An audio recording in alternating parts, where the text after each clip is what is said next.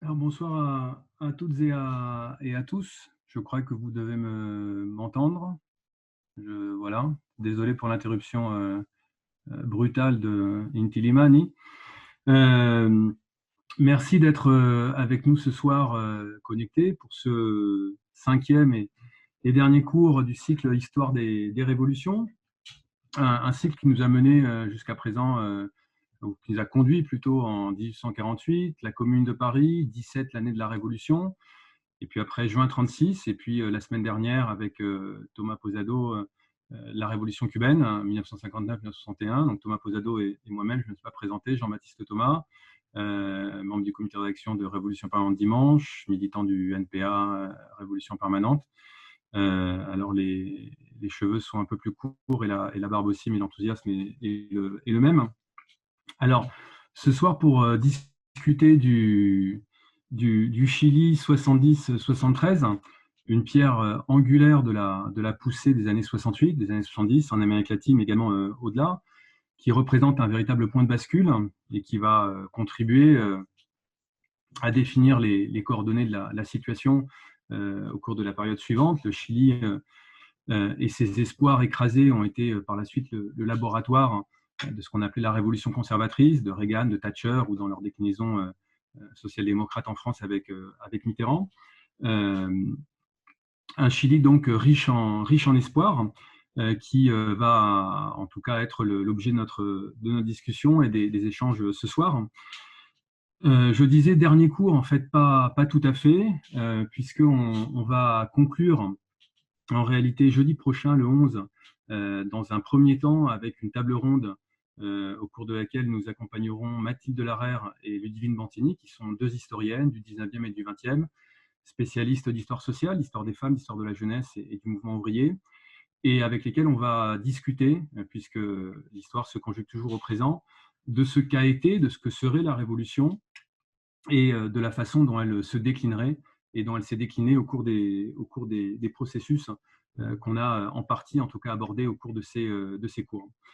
Et puis, donc après ce rendez-vous du 11 juin, un autre rendez-vous que vous pouvez également inscrire à vos agendas, le 16, le mardi 16, cette fois-ci en compagnie de Daniela Cobé, qui est membre du comité exécutif du NPA, donc militante du NPA Révolution Permanente. Une clôture sur les questions de Lénine et du parti, clôture donc de l'ensemble des cycles qu'on avait commencé en période de confinement et donc qui s'achèveront le 16 juin.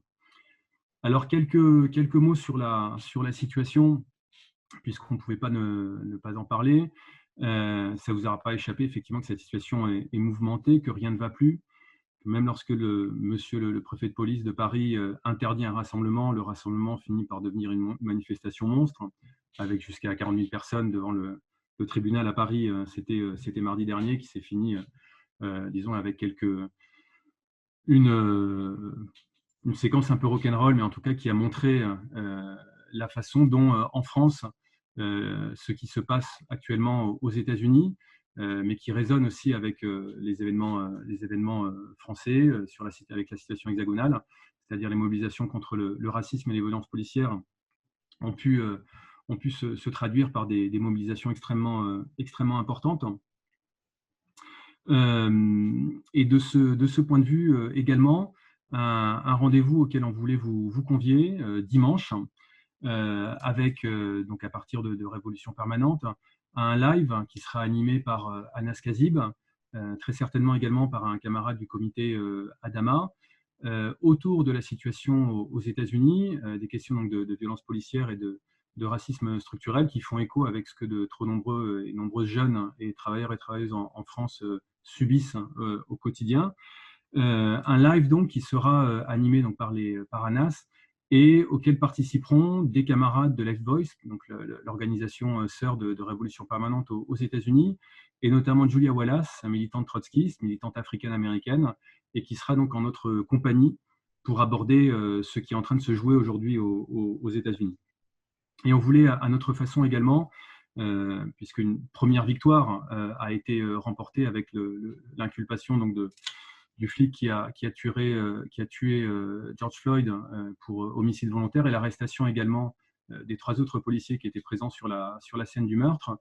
On voulait saluer un de nos camarades de Détroit, Tristan Taylor, qui a été arrêté lundi soir en compagnie de 150 manifestants donc après le couvre-feu, qui a été le seul à être retenu par la police de Détroit à la suite de cette arrestation, de ce coup de filet en fait massif, qui était menacé d'inculpation pour incitation à l'émeute, et on a reçu il y a quelques heures l'annonce qu'il avait finalement été libéré. Donc voilà, donc, on est heureux de vous le dire pour celles et ceux qui ont pu le suivre sur Facebook également, et à notre façon en tout cas le saluer et lui dire l'ensemble de tout notre soutien. Plus proche de nous, en France, en tout cas, avec des rendez-vous également, puisque la lutte de classe en période de déconfinement n'a pas cessé. Les mauvais coups du gouvernement et du patronat continuent à frapper dur contre justement les militantes et les militantes de notre classe, avec 2 rendez-vous contre la répression actuelle contre les travailleurs et les travailleuses, notamment des transports, avec un premier rendez-vous en solidarité avec Ahmed Beral, qui est délégué CGT RATP. Ce sera le 10 juin à 13 h. Ahmed passe en comité de discipline, et le rendez-vous, donc, ce sera au 19 place La Chambaudy à Paris. Et puis, pour ce qui est de la SNCF, un rendez-vous en solidarité avec notre camarade Éric Bézou, qui est menacé de révocation, camarade cheminot, et avec un rassemblement le 16 juin au matin, devant la gare Saint-Lazare où Éric travaille, avant de se joindre à la manifestation des personnels hospitaliers qui sont appelés à la grève et qui vont très certainement, très fortement participer à l'appel à débrayer et à se mobiliser le 16. Alors, pour revenir en tout cas au cours et au sujet qui est le nôtre ce soir, le Chili 70-73, alors c'est avec un énorme plaisir qu'on accueille Franck Gaudichaud. Franck est historien, spécialiste du Chili contemporain. Il enseigne à Toulouse Jean Jaurès. Il est membre du comité de rédaction de la revue Contretemps. Il est militant du nouveau parti anticapitaliste également. Elle ne pouvait pas aborder le Chili 70-73 sans l'inviter, puisqu'il il est l'un des spécialistes au niveau international de la période, de ces 1000 jours qui ébranlèrent le monde, puisque le processus chilien va véritablement irriguer par ces débats et par ce qu'il va générer la situation en Amérique latine à l'époque, mais plus largement également impacter un certain nombre de discussions en Europe et dans les Amériques et en Europe. Franck est l'auteur de plusieurs ouvrages, alors que je n'ai pas avec moi, confinement oblige, je ne les ai pas ici, mais plusieurs ouvrages qui sont absolument précieux pour justement approfondir ce dont on va discuter ce soir, et qu'on annonçait, les références sont sur les articles de Révolution Permanente qu'on a pu publier. Je vous en donne 3. Chili, 70-73, 1000 jours qui ébranlèrent le monde, publié au Pur et également publié au Chili aux éditions L'Homme. Venceremos, analyse et documents du pouvoir populaire au Chili, publié chez Sileps, et un autre ouvrage qui est disponible en espagnol simplement, mais qui est absolument passionnant, Pouvoir populaire et cordon industriel, témoignage sur le pouvoir populaire urbain au Chili, donc toujours au cours de la même période, et des ouvrages donc, qui permettent d'éclairer à la fois ce qui est en jeu à cette époque et les possibilités de victoire, en tout cas, qui se dessinent au cours de ces 1000 jours, qui scandent donc la période qu'on abordera.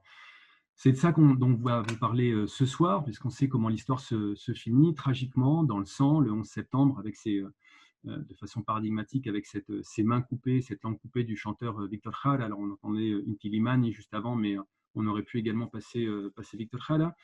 70-73 au Chili, donc c'est un moment de joie, un moment de fête. Les chansons qu'on a pu entendre en témoignent, de lutte et d'espoir. Des espoirs qui commencent et qui démarrent avant, en réalité, l'arrivée au pouvoir d'Allende, donc en 70, l'arrivée au pouvoir de la gauche, et qui vont mettre en jeu, au sein du mouvement ouvrier, de la paysannerie, de la jeunesse, du mouvement étudiant, du mouvement des quartiers, une mobilisation absolument énorme de contestation de l'ordre capitaliste et de l'impérialisme, et qui va être un élément charnière, une pierre angulaire donc des débats qui vont traverser la gauche et la gauche révolutionnaire en Amérique latine et plus largement en Europe, sur les voies du socialisme, les voies de la révolution au XXe. Alors, dans la seconde partie du XXe. Alors, je vous rappelle, mais je crois que vous êtes tous ici familiers et familières des cours. Donc, il y aura un premier temps d'exposé qui va être animé par Franck de 40-45 minutes. Franck nous a promis un exposé riche en documents iconographiques et en photographie qui va commenter, puisque c'est ça aussi la bataille du Chili au sens de la révolution au Chili. C'est un processus qui a été mitraillé, qui a été pris en photo, qui a été gravé sur des pellicules. Et donc, on pourra en parler aussi par ce biais-là. Et puis, par la suite, donc pendant une bonne demi-heure, on va essayer d'échanger, de discuter, de répondre à des questions pour approfondir et continuer à débattre sur cette période chilienne 70-73 qui entre évidemment en résonance avec le processus actuel de contestation du gouvernement de droite de Sébastien Piñera, héritier direct du pinochétisme, de contestation de l'ordre néolibéral au Chili, qui elle aussi est un legs de la dictature, et de la constitution qui est directement issue des années 80 et du régime militaire. Donc sans tarder, puisqu'il est déjà 42, je vais céder la parole à Franck, qui est déjà dans la salle. Je l'ai vu tout à l'heure, sa caméra était allumée. Moi, je vais fermer la mienne. Et puis, voilà, je vous laisse avec lui en sa compagnie pour 40-45 minutes pour le début du cours. Franck, tu as la parole. Bonjour à toutes et tous. J'espère que tout le monde peut m'entendre correctement. Vous m'envoyez un petit message si ce n'est pas le cas. Et OK, parfait. Donc, merci de cette proposition de discuter ensemble de cette époque de révolution au Chili entre donc 70 et 73. Jean-Baptiste l'a dit, on parle de 1000 jours, donc c'est une période finalement très courte et en même temps intense sur le plan politique, social, comme toutes les périodes révolutionnaires finalement. Ce sont des moments d'accélération d'une certaine manière historique où il y a une multiplicité de créativité populaire, d'auto-organisation, de conflits, de luttes, d'affrontements, de violences politiques. C'est un peu de tout ça dont on va parler. Et aussi, je pense que c'est important de revenir sur l'expérience chilienne. On a parfois parlé au sein de la gauche, notamment de la gauche révolutionnaire, des leçons chiliennes. Et aujourd'hui encore, en 2020, il y a des leçons à tirer de cette expérience de la voie chilienne au socialisme, de ce qui a été appelé la voie chilienne au socialisme, et de cette période de l'unité populaire, de gouvernement d'unité populaire, mais aussi d'une grande créativité par en bas. C'est notamment de ça que je vais vous parler ce soir. Alors, deux, trois mots avant, et puis ensuite, je vais m'appuyer sur une série d'images, de photographies, d'affiches de l'époque qui vont un peu ponctuer mon propos. Ça permet un peu de rythmer, d'avoir des images de l'époque. Je pense que c'est important pour comprendre de quoi on parle. Le Chili, rappeler un petit contexte. On est donc dans les années 70, en pleine guerre froide, un affrontement Est-Ouest qui est terrible, notamment pour les pays du Sud, qui se retrouvent pris en tenaille très souvent entre l'état bureaucratique soviétique et l'hégémonie impérialiste états-unienne. Et en Amérique latine en particulier, vous le savez toutes et tous, l'Amérique latine a toujours été considérée comme le précaré, la zone d'influence des États-Unis. Et notamment dans ces années-là, il y a une doctrine, la doctrine de la sécurité nationale, qui est une véritable guerre contre-révolutionnaire, anticommuniste, qui est menée dans toute l'Amérique latine et qui va aboutir au soutien à des dictatures, à des coups d'État, à tout un tas de sales coups contre tout ce qui est progressiste, gauche, mouvement social et de surcroît mouvement révolutionnaire en Amérique latine. Le Chili, il est donc, comme le disait l'écrivain Luis Sepúlveda, qui est mort récemment, qui a été un militant de la gauche chilienne. C'est le monde du bout du monde. Donc, on est dans le cône sud, de l'autre côté de la cordillère des Andes. En 1970, donc, c'est un petit pays sur le plan démographique, avec 11-12 millions d'habitants. Et encore aujourd'hui, mais à l'époque aussi, il a une richesse qui est centrale, c'est le cuivre.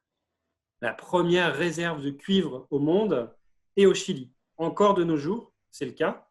On estime qu'il y a un quart du cuivre mondial qui est situé au Chili. Et donc, comme toujours, pour ce qu'on appelait à l'époque le tiers-monde, ce qu'on appelle aujourd'hui les pays du Sud, on peut en discuter, ces ressources naturelles, elles sont objets de convoitise des grands pays capitalistes du centre, des grands pays impérialistes, et notamment des États-Unis, qui contrôlent le cuivre chilien dans ces années-là.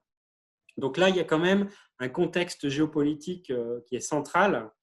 La présence et la mainmise états-unienne, la guerre froide et la lutte contre-révolutionnaire et anticommuniste, et au niveau interne, un pays mal développé, appauvri, très inégalitaire, où on a d'une part la première réserve de cuivre mondiale et en même temps une pauvreté de la majeure partie de la population. Mais cependant, qui dit enclave minière, dit capitalisme minier, dit aussi port, mineurs, classe ouvrière, mouvement ouvrier, syndicalisme. Et donc, le Chili de ces années-là, c'est un mouvement ouvrier très fort, très structuré, qui vient de la fin du 19e siècle, mais qui s'est fortement renforcé dans les années 20-30 du 20e. Et donc, on a vraiment un syndicalisme historique, combatif, aussi des grands partis de gauche qui essaient de structurer ce mouvement, mais aussi de le canaliser. Le Parti communiste chilien, par exemple, à l'époque, est un des plus puissants de l'Amérique latine, avec plusieurs centaines de milliers de militants. Et c'est un parti très, très centralisé, très aligné sur Moscou, qui est considéré comme très stalinien. On a aussi un parti socialiste, qui est important lui aussi, qui est inséré dans le mouvement ouvrier, mais plus hétérogène et aussi plus flexible sur le plan idéologique. On y trouve aussi les étudiants, la petite bourgeoisie. Salvador Allende, on en parlera, vient de ce parti socialiste. Et d'autres petites organisations révolutionnaires qui commencent à germer dans ces années 60. Notamment, en 64, va naître le mouvement de la gauche révolutionnaire, le MIR, qui se situe à la gauche de la gauche ou à l'extrême gauche dans la sphère révolutionnaire. Donc voilà un peu le scénario. Il y a une revendication très forte de transformation sociale radicale. Et dernier élément de contexte, évidemment, vous en avez parlé il y a quelques jours, Cuba. La révolution cubaine, elle a impacté toute l'Amérique latine et le Chili également, la gauche chilienne également, le mouvement ouvrier chilien également. Et Cuba, c'est la démonstration que finalement, une rupture avec l'impérialisme, mais aussi une rupture révolutionnaire est possible, y compris dans le précaré États-Unis. Voilà pour le contexte. Alors, je vais essayer de partager mon écran. Vous allez me dire si ça marche. Voilà. Alors, mon écran, voilà, c'est ça que je veux partager. Est-ce que ça fonctionne? Nickel. OK. Alors, je vais le mettre en diaporama. Voilà. C'est tout bon pour vous? Donc, je vais vous passer une série d'images qui va un peu m'aider à vous expliquer ces 1000 jours en essayant de ne pas déborder les 40-45 minutes qu'on m'a données. Donc là, c'est les deux références du bouquin. C'est important de vous dire d'où je parle. Donc, en français, j'ai notamment écrit ces bouquins et surtout, c'est plusieurs années de recherche au Chili, au sein notamment des ceintures industrielles chiliennes. J'ai pu faire plein d'entretiens avec des ouvriers, des syndicalistes, des militants de l'époque. C'est vraiment ça qui a alimenté ma recherche. L'histoire orale, travail sur les archives, on pourra y revenir, les archives qui n'ont pas été détruites par Pinochet et par le coup d'État, évidemment. Élection d'Allende. On est donc le 4 septembre 1970, coup de tonnerre donc dans ce petit pays du cône sud, un médecin franc-maçon, dirigeant du Parti socialiste, qui se revendique marxiste, ouvertement marxiste, qui se revendique anti-impérialiste, qui aspire à une voie chilienne au socialisme, gagne les élections. Alors, Allende et la coalition qui l'a menée, hein, c'est l'Unité populaire. En gros, c'est une coalition politique et électorale qui est organisée autour du PC, le Parti communiste, et du PS, mais aussi autour d'autres organisations, notamment les chrétiens pour le socialisme. Vous savez, en Amérique latine, il y a tout un courant de chrétiens progressistes, voire de chrétiens révolutionnaires, inspirés par la théologie de la libération, qui accompagnent aussi le projet d'Allende, le projet allendiste. Cette élection, elle fait suite à des gouvernements de droite ou de la démocratie chrétienne. Et pour la bourgeoisie chilienne, c'est vraiment intolérable de voir Allende gagner, mais sur le fil du rasoir, les élections, puisqu'il gagne tout en étant minoritaire. Il fait autour de 36-37%, mais vu qu'il n'y a qu'un seul tour aux élections à cette époque, c'est la Constitution de 1925, c'est celui qui a la première majorité qui gagne l'élection, qui est ensuite confirmée au Congrès. Et donc, Allende commence en étant minoritaire, mais avec une véritable élection, victoire électorale, qui était assez improbable. En fait, la droite et la démocratie chrétienne se sont divisées, et donc ce jeu à trois a permis à Allende après 3 tentatives électorales, la 4e, c'était la bonne, l'Unité populaire gagne la tête de l'État, l'exécutif et le gouvernement. Donc, c'est vraiment un tremblement de terre. Il faut vraiment comprendre à quel point, pour la droite, pour les classes dominantes, pour une partie des classes moyennes y compris, cette victoire d'Allende, c'est un gros coup de massue.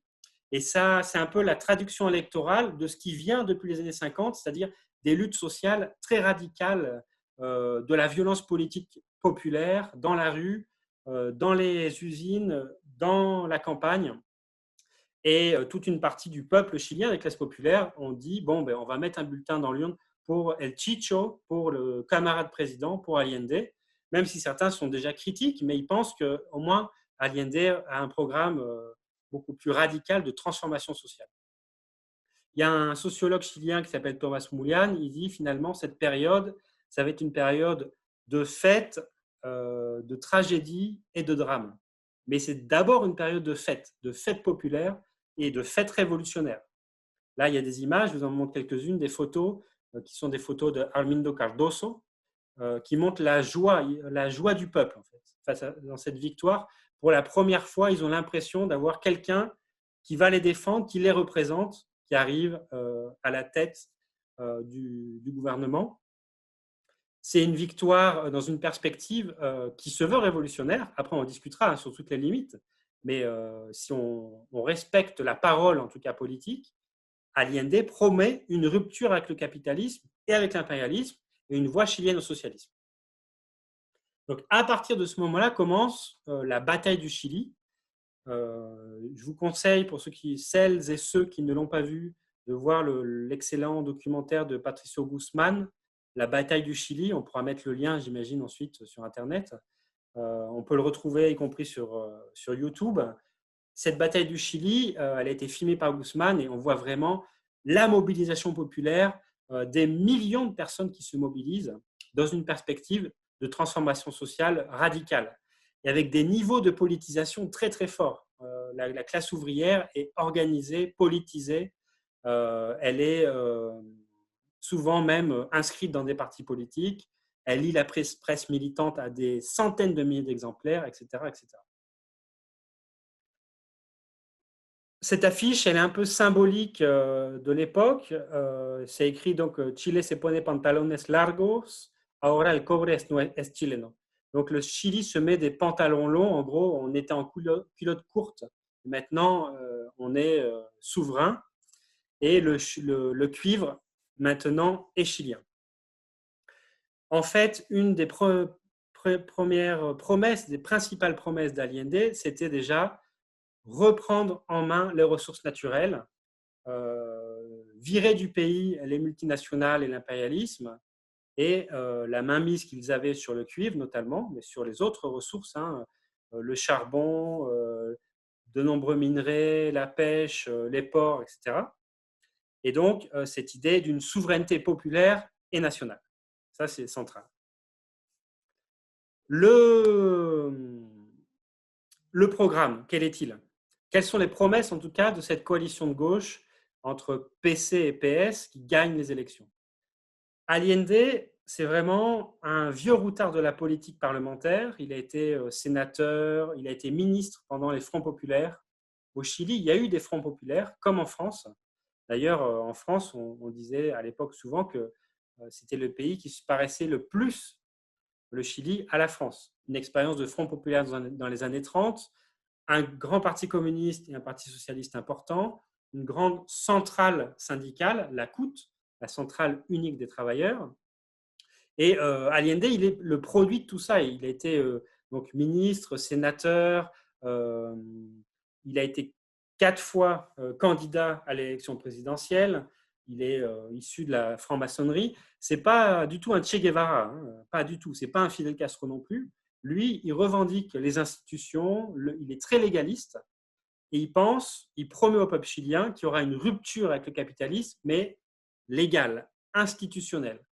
Qu'on va respecter la Constitution et de plus, à la différence de la révolution cubaine, que ça serait une révolution non armée, pacifique. En ce sens, le PC accompagne le mouvement, puisque à l'époque, le PC défend une ligne de coexistence pacifique, notamment avec l'impérialisme, et une vision étapiste, par étape de la révolution. Donc un premier moment où on aurait des alliances avec les classes moyennes, une partie de la bourgeoisie, tout en respectant la légalité.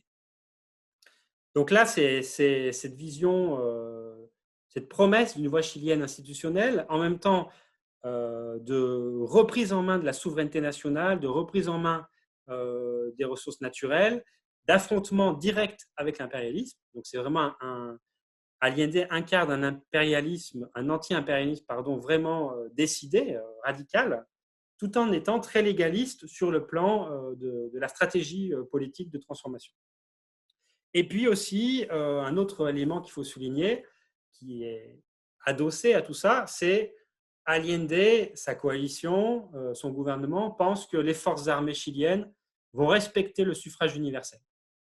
Et donc, Allende a gagné les élections par le suffrage universel et il parie que une majorité, ils savent qu'il y a une extrême droite, il y a des golpistas au sein des forces armées, mais il paraît qu'une majorité va respecter le processus de voie chilienne non armée, institutionnelle, légaliste, et donc qu'il n'y aura pas de coup d'État.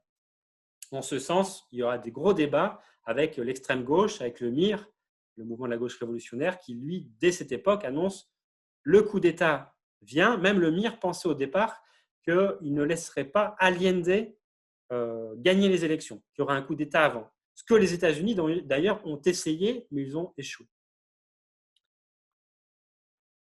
Là, vous avez une image du 1er mai 71, donc on est déjà à quelques mois du gouvernement Allende, on est dans la première étape du gouvernement Allende. Et dans mon travail, en fait, on peut dire qu'il y a 3 moments dans ces 1000 jours d'unité populaire. Une première étape, c'est un âge d'or, où il y a vraiment une dynamique, une dialectique entre les luttes sociales, populaires, ouvrières, et de la jeunesse aussi, et ce gouvernement. Et cet âge d'or, c'est un moment où vraiment les réformes avancent très vite, notamment nationalisation du cuivre, expropriation des multinationales états-uniennes. Et je parle d'expropriation sans indemnité. C'est pas Hugo Chavez. Hugo Chavez, quand il nationalisait, il remboursait au prix du marché ce qu'il a nationalisé. C'est vraiment une expropriation du capital états-unien dans ce contrôle du cuivre. Et puis aussi une relation très forte avec la CUT. Là, vous êtes au 1er mai 71. Vous avez derrière Allende le symbole, le drapeau de la centrale unique des travailleurs. Si vous voulez, une sorte de CGT chilienne, mais beaucoup plus puissante et beaucoup plus radicale, qui parle d'anticapitalisme dans son programme. Et Allende est reçu vraiment comme un représentant du mouvement ouvrier et avec un enthousiasme populaire qui est vraiment impressionnant. Euh, Santiago, à l'époque, il y a un peu plus de 3 millions de personnes. Allende peut mettre parfois 1 million de personnes dans la rue qui manifestent en soutien et de manière vraiment très enthousiaste pour son programme. Donc ce premier moment, cet âge d'or de l'unité populaire, c'est des réformes qui arrivent, augmentation des salaires massive pour les ouvriers, expropriation non seulement du cuivre, mais de plus de 90 grandes entreprises qui sont qualifiées de monopolistiques en langage marxiste de l'époque. Et donc là, on a aussi des expropriations, parfois avec indemnisation, parfois directe, parfois avec une intervention de l'État. On a un moment aussi de participation des salariés dans la gestion de ces entreprises. Il y a des formes de cogestion avec des embryons de contrôle ouvrier, mais des embryons, c'est une cogestion entre syndicats et l'État surtout. On réoriente les chaînes de production pour, au lieu de produire pour les riches, on va se mettre à produire massivement à bas coût pour les pauvres, pour la classe populaire, de tout hein, des chaussures, des machines, de l'électroménager, des télévisions, etc. L'alimentation aussi est revue pour répondre aux besoins des classes populaires. Et donc, il y a vraiment un enthousiasme, hein, un mouvement ouvrier qui est en pleine lutte dès cette époque. Là, vous avez un exemple. Là, c'est une entreprise, c'est une affiche d'une entreprise textile. À cette époque, le Chili a vraiment une industrie, c'est un pays semi-industrialisé, ce qui n'est plus du tout aujourd'hui. Le néolibéralisme et la dictature a complètement détruit l'appareil productif chilien et industriel. À l'époque, il y a une vraie classe ouvrière qui est concentrée dans des grands ensembles industriels, un peu comme Bologne-Billancourt, Renault à l'époque des années 70 en France, 68. Et la classe ouvrière, notamment textile, va pousser Allende, pousser le gouvernement pour qu'il y ait des nationalisations au-delà de ce qui était prévu par le programme initial, qui était assez timide en termes de nationalisation. Là, il y a une pression par en bas contre le gouvernement ou avec le gouvernement. C'est complexe, puisque toute une partie des dirigeants syndicaux sont militants du Parti communiste ou du Parti socialiste. Et il faut aussi souligner qu'au sein du mouvement syndical, il y a une démocratie chrétienne qui est très forte. C'est la troisième force au sein de la centrale de la CUT. Mais dans l'ensemble, la classe ouvrière se radicalise en même temps que toute la société. Ça, je pense que c'est important à souligner. Là, un autre exemple, FENSA, une entreprise à Santiago, on lit dessous « Definitivamente en manos de sus trabajadores ». Donc, l'entreprise est passée définitivement sous le contrôle de ses travailleurs. On est donc dans un moment de poussée très forte du mouvement social et en particulier de la classe ouvrière. Ce qui est intéressant à souligner, j'y reviendrai, c'est que si parfois en France on dit quand la gauche, entre guillemets la gauche, hein, la gauche réformiste institutionnelle gagne le pouvoir, les syndicats en fait cadenassent et canalisent les luttes. Sous Allende, ce n'est pas du tout le cas. L'élection d'Allende est utilisée pour, au contraire, radicaliser le mouvement. Il n'y a jamais eu autant de grèves que sous Allende. Il n'y a jamais eu autant d'occupation d'usines que sous Allende. En gros, on prend au mot la gauche et on lui dit « Ok, transition au socialisme, allons-y ». En tout cas, il y a un secteur de la classe ouvrière radicalisé, politisé, qui vraiment avance très fortement en ce sens avec des occupations d'usines, y compris contre le gouvernement, contre l'avis du gouvernement, qui est, dès le départ, pris entre deux feux, entre sa promesse de réforme radicale, hein, de réforme dans une perspective révolutionnaire, en tout cas c'est la promesse d'Allende, mais légaliste, institutionnelle, tout en étant minoritaire au Parlement, et une base sociale qui, elle, dépasse très largement le cadre légal, très largement le programme initial de l'unité populaire.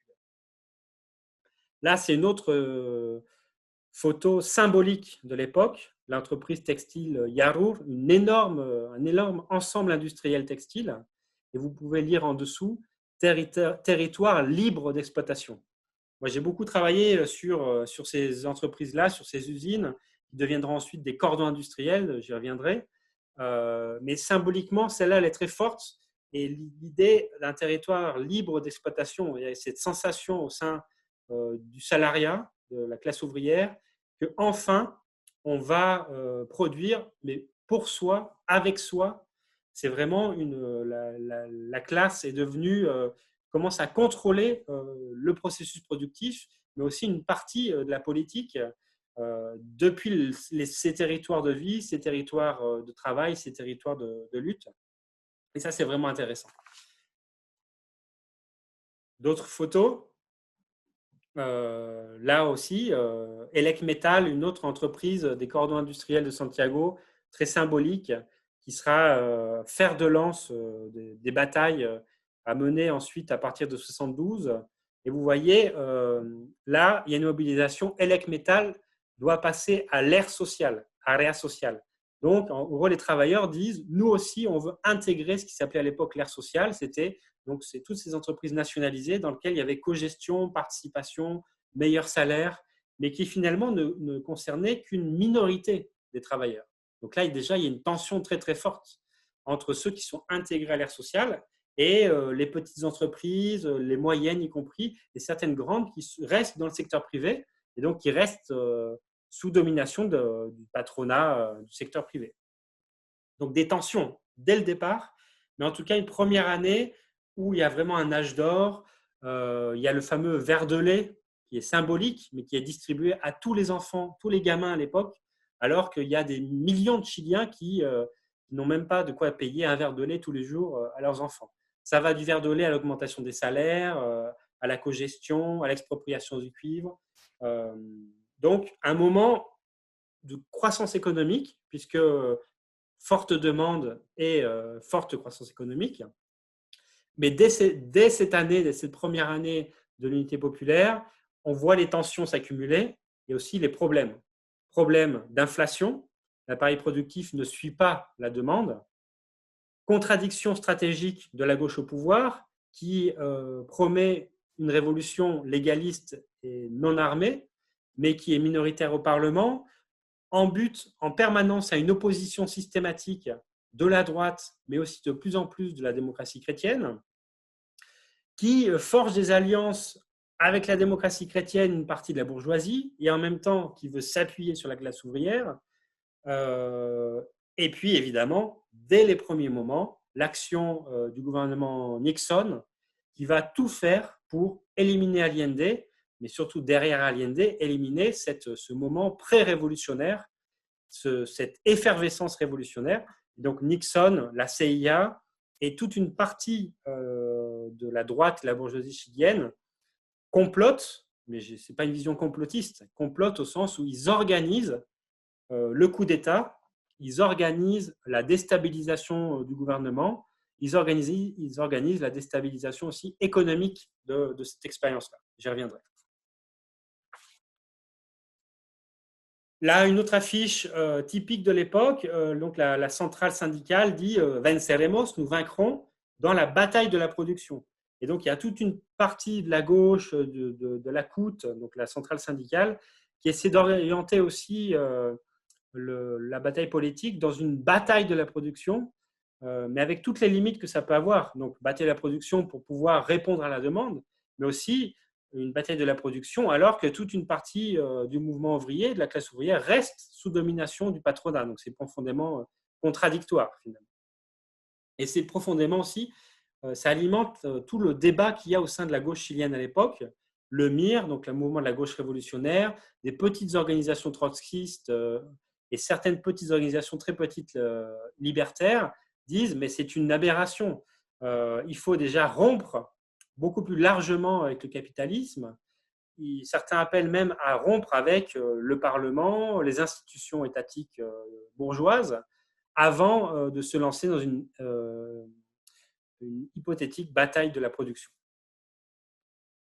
Ces images elles sont très belles, moi je trouve, et en même temps elles montrent l'exploitation. Hein, l'industrie textile, c'est une main-d'œuvre avant tout féminine, des salaires qui sont encore très bas, des horaires qui sont complètement hallucinants et des cadences infernales. et dans lequel il y a de plus en plus d'auto-organisation, d'appels au contrôle ouvrier, de lutte, et de lutte au sein du syndicat, entre les communistes, les socialistes, les révolutionnaires du MIR et une partie aussi de la démocratie chrétienne qui est très influente et qui, elle, critique à la fois l'extrême gauche et à la fois le projet aliéniste. Donc là, vraiment des assemblées syndicales très dures, très combatives, mais où dans les moments clés, on voit que c'est le réflexe de classe qui va bien au-delà des divisions politiques. C'est ça qui est intéressant. J'y reviendrai là aussi. Une autre image qui est une caricature qui montre aussi les tensions. Une partie des fonctionnaires, une partie des militants socialistes ou autres qui sont nommés parfois à la tête d'entreprises nationalisées, eh bien, et voilà comme ils sont croqués, caricaturés par les syndicats en disant c'est des nouveaux patrons, où ils se comportent comme des nouveaux patrons. Ils sont en train de faire la bataille de la production, alors qu'il a l'alcool à côté, il est en train de faire la sieste, pendant que les ouvriers, eux, sont en train de bosser.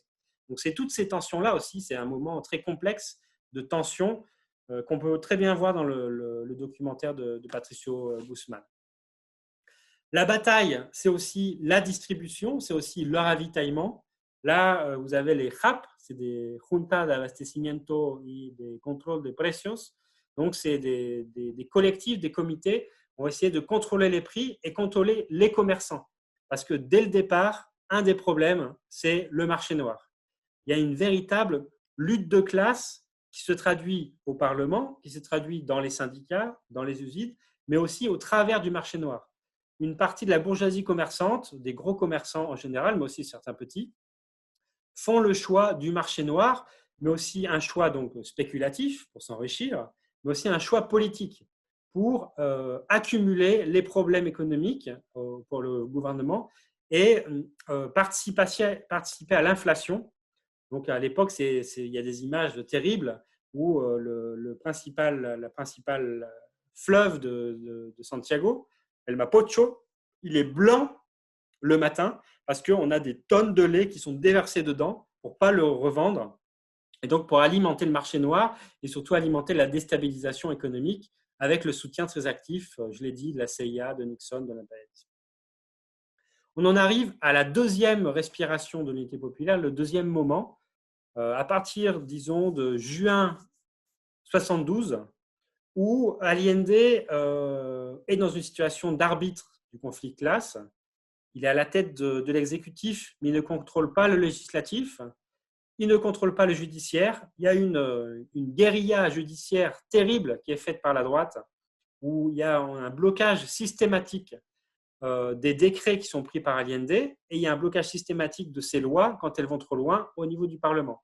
Par exemple, les décrets de nationalisation, ils sont combattus pied à pied au niveau de la Contraloría, ça s'appelle, donc c'est une sorte de cour constitutionnelle. Donc Allende est un peu paralysé, et c'est le moment, on peut dire, du débordement.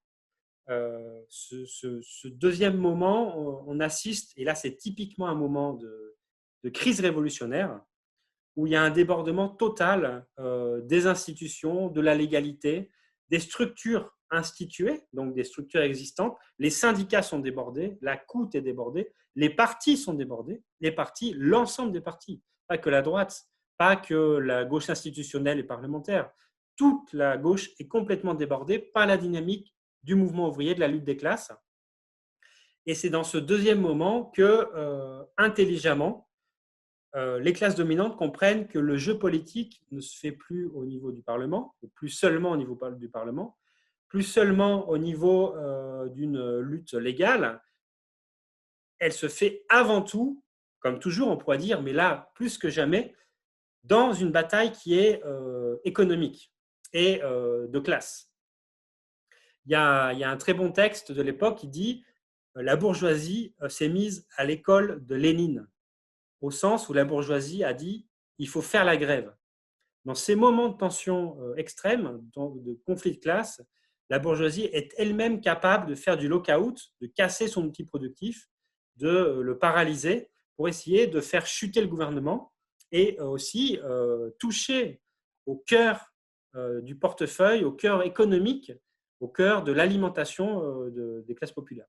Donc, c'est ce qui se passe. Octobre 72, il y a une gigantesque paralysie du pays qui se traduit par une grève des camionneurs, une grève des taxis, une grève des professions libérales, qui est alimentée notamment par un syndicat de camionneurs qui est fascisant et qui est financé par la CIA. Les camionneurs en grève gagnaient plus que ceux qui n'étaient pas en grève, vous pouvez imaginer. Et surtout dans un pays allongé comme le Chili, eh bien, quand on mettait des camions en travers de la Panamericana, la principale route du pays, on paralysait tout le ravitaillement. Le ravitaillement entre le port de Valparaiso et la capitale, mais aussi du nord au sud. Et c'est ce qui se passe. Donc, il y a une tentative de lockout dans l'industrie de Santiago. On ferme les usines, on dit aux ouvriers, partez, on va arrêter de produire.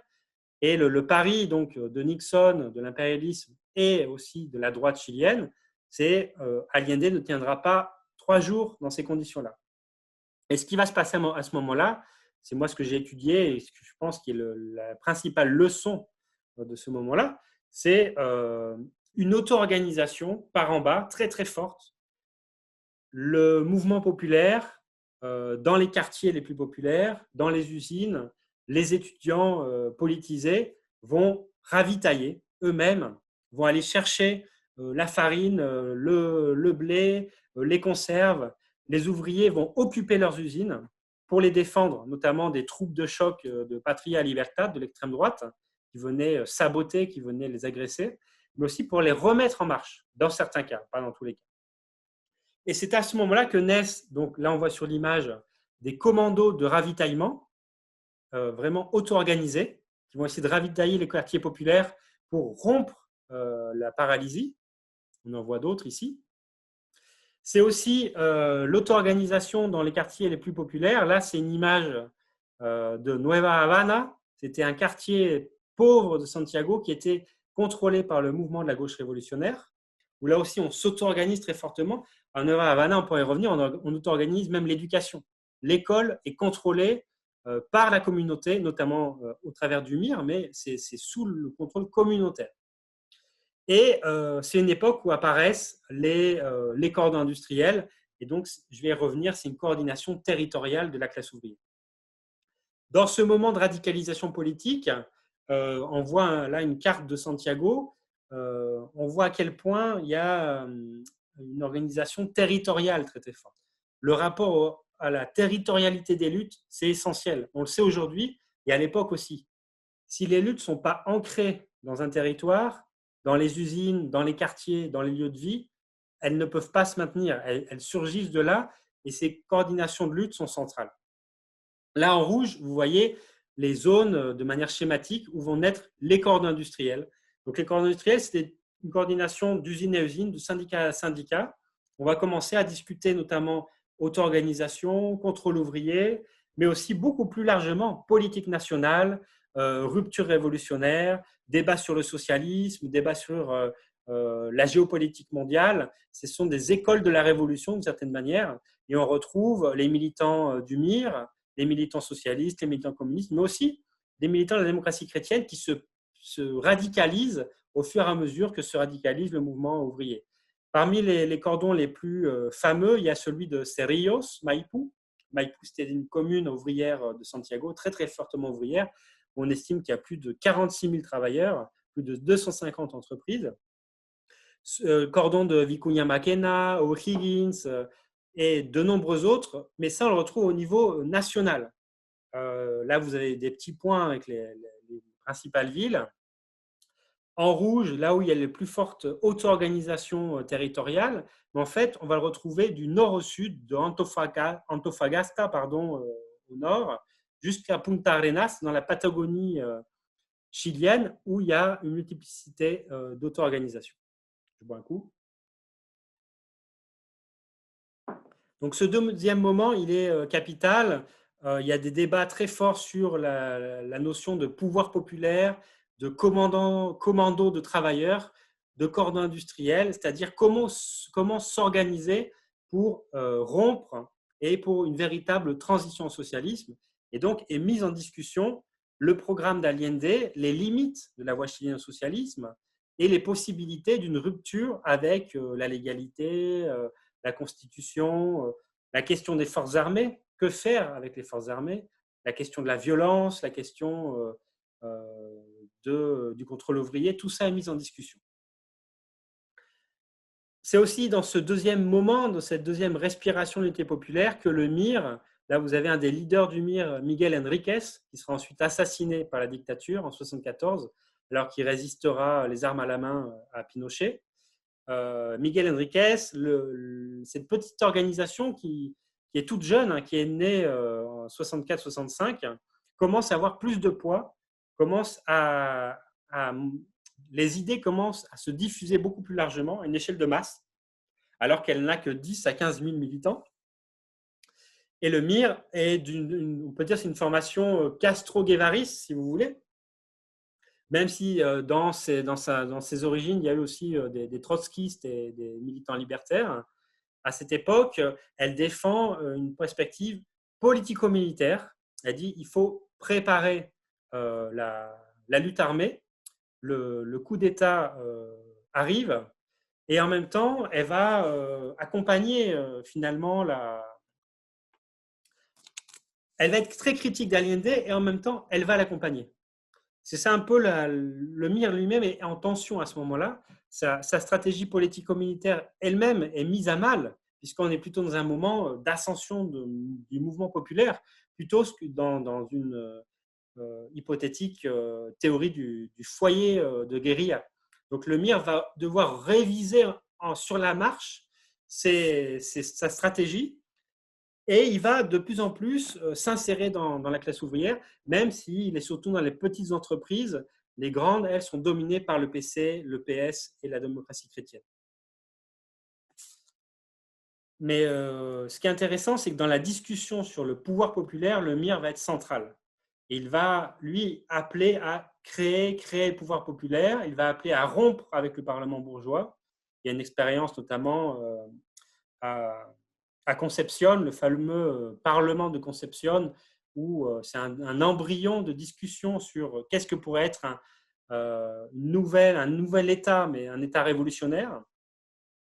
Et il va un peu radicaliser, pousser une partie des militants à radicaliser leur position, même s'ils restent très, très minoritaires. Donc, vous voyez là un cortège du MIR qui appelle à créer le pouvoir populaire. Tout en étant, c'est une des limites, hein, très, très minoritaire au sein de la CUT, minoritaire au sein d'une partie du mouvement ouvrier. Donc, on pourrait y revenir. Je vois que le temps passe. Il y a des discussions sur comment s'organiser, comment organiser des nouveaux organes de pouvoir ouvrier et populaire. On parle de commandos communaux dans le langage du MIR. Il y a cette question qui est centrale du pouvoir populaire qui serait composée des corps industriels, des pauvres de la ville, des conseils communaux paysans, et qui serait une jonction de tout cela. Et puis on arrive au troisième moment, à la dernière étape, cette dernière respiration de l'unité populaire, qui est celle qui va conduire au coup d'État. Les contradictions de la voie chilienne sont de plus en plus criantes. Allende est largement dépassé par une partie de sa base, mais il est aussi dépassé par la radicalisation de la droite, de la bourgeoisie.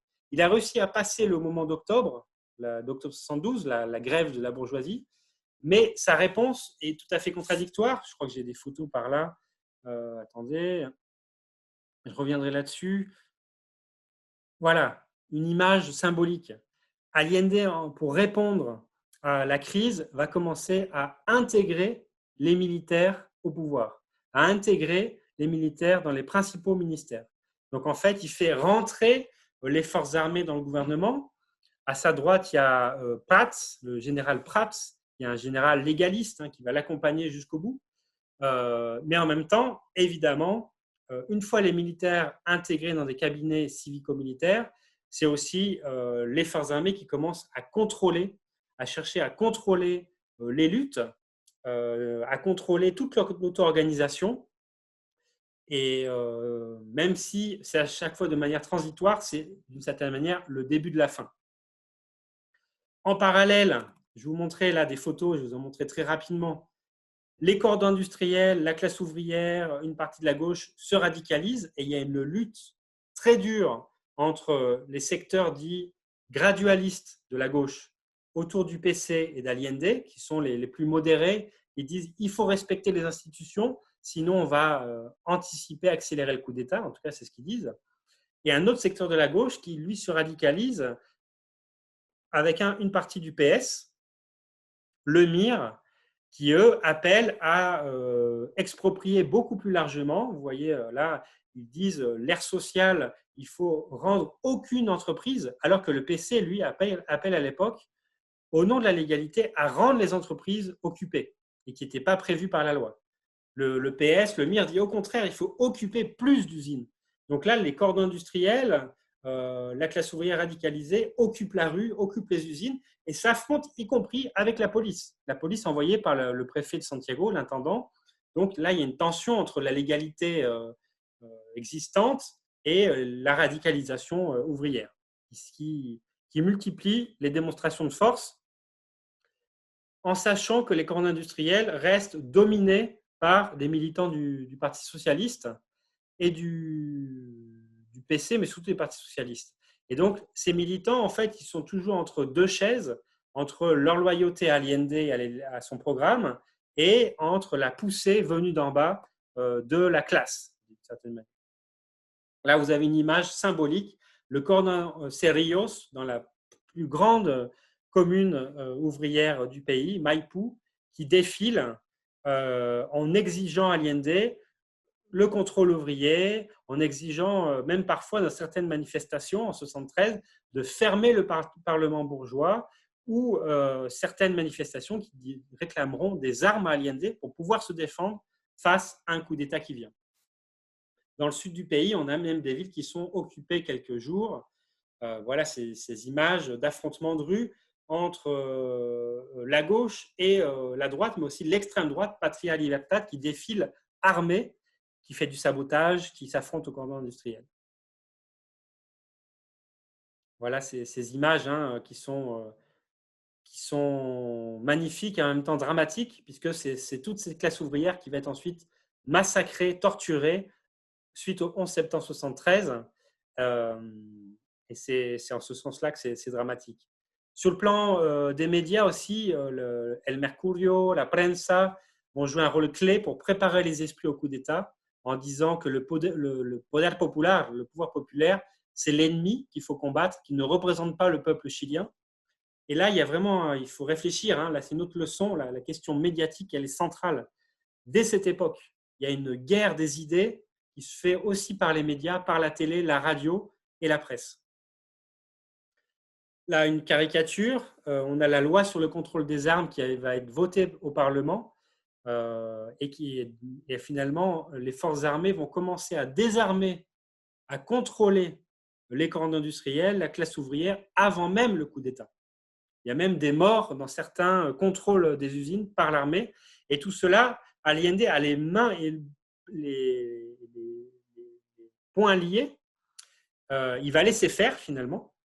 Et donc, l'armée commence à défiler, y compris dans les usines. Il y a la fameuse histoire des marins de Valparaiso qui vont être torturés avant le coup d'État. Et Allende va être informé.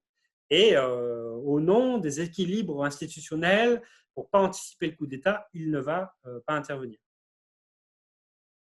Donc, cette image dramatique, puisqu'elle annonce finalement ce qui vient. Prats, le général que vous voyez ici à droite d'Allende, va démissionner en août 1973 et qui Allende va nommer chef des forces armées, un certain Augusto Pinochet. C'est Allende lui-même qui le nomme à la tête des chefs des forces armées en le pensant légaliste et constitutionnaliste. Donc là, toute la contradiction de la gauche sur cette idée de la constitutionnalité et du constitutionnalisme des forces armées. Et ça conduit directement, non pas à la guerre civile, comme certains le diront, mais à un coup d'État froid, direct, sans capacité de résistance, puisque la gauche était dans une position du non à la guerre civile et dans une position de ne pas préparer cet affrontement armé. Vous avez cette image donc, que tous connaissent, c'est le bombardement du palais présidentiel dans lequel meurt Allende. Il Il y a toujours un doute s'il a été assassiné ou s'il s'est suicidé. Le plus probable, c'est qu'il s'est suicidé après son grand discours sur les grandes avenues, un magnifique discours, mais en même temps dramatique, puisqu'il appelle la classe ouvrière à rentrer chez elle, à ne pas provoquer, et surtout parce qu'il n'y a pas de capacité de résistance, elle n'a pas été organisée. Le MIR lui-même est dans une incapacité réelle de résister, même s'il y a eu plusieurs combats menés par des militants très courageux, héroïques. À une échelle de masse, c'est impossible. Donc la répression commence, la dictature commence, une nuit noire qui va durer 16 ans. Le Chili va devenir le laboratoire du néolibéralisme et du tout capitalisme. C'est aussi une des classes ouvrières les plus organisées de l'Amérique latine qui va passer sous la botte militaire. La répression, la torture, les principales figures de la gauche partent en exil, pas le MIR. Le MIR dit on va résister, le MIR ne s'exile pas et ils vont payer un prix très très fort cet engagement politico-militaire puisque ensuite ils vont résister par les armes contre la dictature. Le Parti communiste fera un bilan stratégique et une volte-face stratégique et commencera à résister aussi par les armes à la dictature et en créant le Front Manuel Rodriguez, le Front patriotique. Mais quand même, le coup d'État signe la défaite stratégique de la voie chilienne au socialisme, l'erreur d'avoir cru aussi que les forces armées seraient constitutionnalistes. Et donc, ce sont des années noires pour le Chili, pour l'Amérique latine, et ça ouvrira toute une discussion très intense au sein de la gauche mondiale, de la gauche révolutionnaire et de la gauche réformiste, sur les leçons chiliennes, avec des conclusions complètement opposées. Les PC européens en concluront la voie eurocommuniste avec l'idée, qui vient de l'Italie notamment, qu'il faut créer des grandes majorités électorales, avec la démocratie chrétienne notamment, pour pouvoir mener des gouvernements dits populaires, alors qu'Allende était lui minoritaire. Du côté de la gauche anticapitaliste, au contraire, on dira c'est la démonstration que s'il n'y a pas de rupture à un moment donné avec l'État, avec les institutions et de poser la question, y compris des forces armées, on conduit le mouvement populaire à la déroute, à la défaite et y compris à un drame comme la dictature de Pinochet. Je vais en arrêter là puisque j'avais promis de durer à peu près 45 minutes, mais je veux dire seulement quelques mots sur le Chili d'aujourd'hui parce qu'on ne peut pas parler d'unité populaire sans parler du Chili d'aujourd'hui. 16 ans de dictature, les années 90, transition à une démocratie complètement partielle et partiale puisque la constitution de Pinochet a été maintenue. Pinochet est même resté en place à la tête des forces armées pendant 8 ans et surtout le modèle néolibéral est resté en place. Donc, on a eu des élites dites de centre-gauche qui ont géré ce modèle hérité de la dictature pendant 20 ans. Ensuite, on a une alternance droite-gauche. Enfin, de gauche, quand je dis gauche, c'est en fait une gauche néolibérale, Bachelet. Mais la bonne surprise, c'est celle-là. Octobre 2019, après un grand cycle de lutte, je pourrais y revenir, après l'immensité des résistances féministes de 2018-2019, après une réactivation des luttes syndicales chez les mineurs, chez les dockers, chez les caissières de supermarchés, il y a eu cette explosion et ce qu'on a appelé la rébellion populaire qui est en train de remettre en cause tous les héritages. Parce que ce pays, il a été privatisé entièrement. Toutes les retraites ont été privatisées par le ministre Piñera, qui est le frère de l'actuel président de droite, pendant la dictature. Ils ont pris les caisses de retraite par répartition, ils les ont entièrement privatisées dans des fonds de pension, sauf celles des militaires, comme par hasard. Le transport, la santé, l'éducation, tout a été privatisé, sauf ce qui n'était pas rentable. Et en gros, ce qui se passe aujourd'hui, c'est une immense révolte contre ce modèle-là. Après des années de souffrance, on ne sait pas encore vers où va aller le mouvement. Il est profondément hétérogène, profondément contradictoire. Mais en tout cas, c'est un immense soulèvement anti-néolibéral avec certains accents anticapitalistes, même si politiquement, c'est très, très hétérogène. On pourra y revenir. Et surtout, les niveaux de répression restent impressionnants. vous l'avez sûrement vu, il y a eu plus de 400 mutilés, notamment perte des yeux, comme en France, mais à une échelle décuplée par rapport à la France. Militarisation de l'espace public, torture, violence sexuelle contre les militantes et les militants y compris, et donc et un gouvernement de droite qui est prêt à vraiment à réprimer et qui aujourd'hui se sert de la pandémie du Covid pour mettre sous le boisseau ces luttes, mais malgré tout, les résistances continuent. Voilà, j'en arrête là et je suis à votre disposition pour les questions et le débat.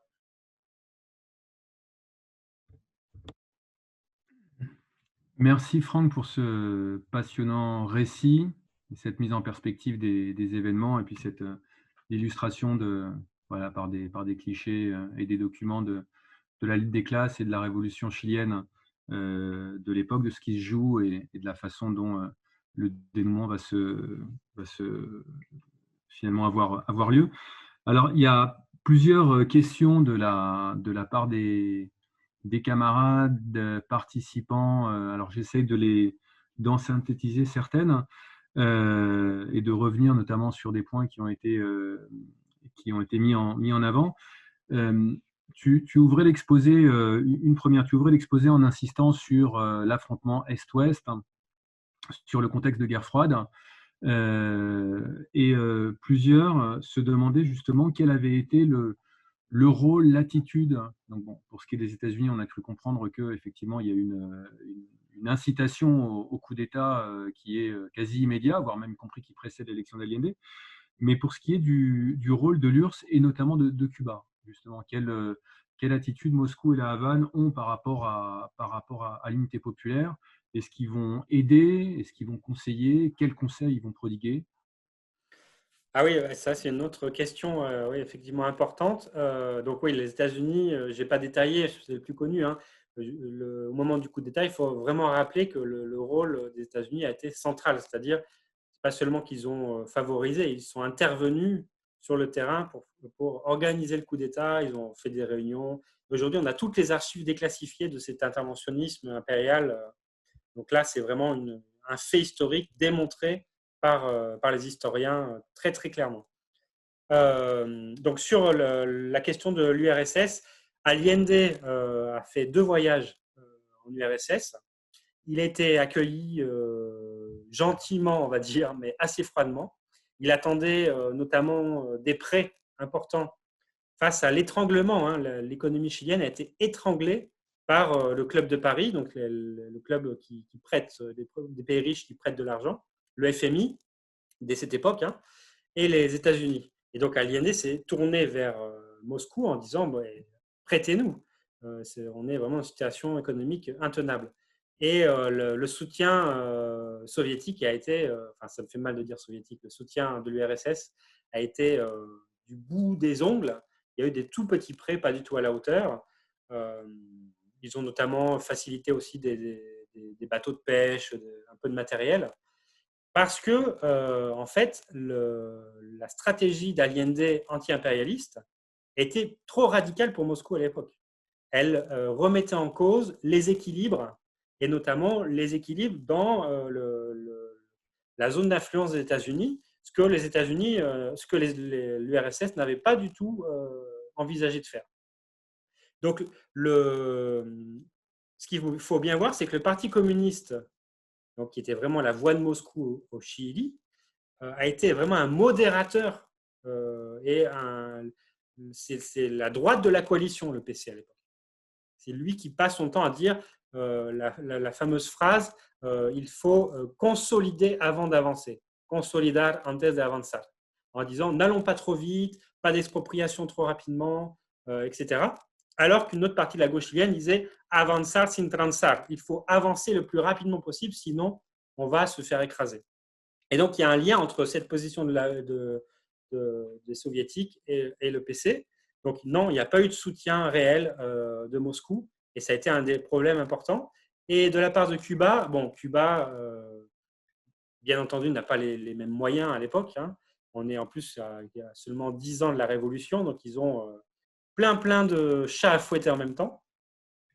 Alors, Cuba, la stratégie castriste, elle est ambiguë, puisque d'une part, ils ont normalement, naturellement, des bonnes relations avec le MIR, qui est beaucoup plus sur leur ligne stratégique, mais pourtant, ils vont maintenir de très fortes relations avec le Parti communiste et Allende, qui sont au pouvoir, ce qui peut se comprendre aussi d'État à État.